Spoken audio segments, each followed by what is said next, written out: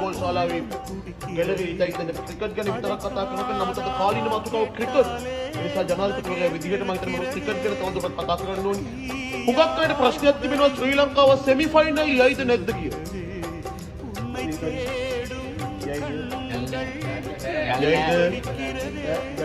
යන්න බෑ. කවුද කියන්නේ? ශ්‍රී ලංකා කණ්ඩායමට තාම සෙමි ෆයිනල් යන්න පුළුවන්කම පතා නැති. එක හෙලා කියනවා. එක හෙලා කියන ශ්‍රී ලංකා කණ්ඩායමට සෙමි ෆයිනල් යන්න පුළුවන්. හැබැයි ටිකට් එකක් ගන්න වෙයි.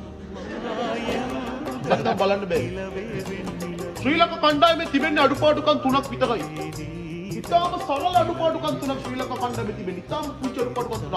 ඒ අඩුපාඩුකම් 3 හදාගත්තොත් අපිට ලෝක කුසල වෙනකොට ජයග්‍රහණය කරන්න පුළුවන්. මොකද අඩුපාඩුකම් 3? එකක් තමයි බැටිං, අනික තමයි බෝලිං, අනික තමයි ෆීල්ඩින්. ඔය 3 හදාගත්තා නම් අපිට ජයග්‍රහණය කරන්න පුළුවන්.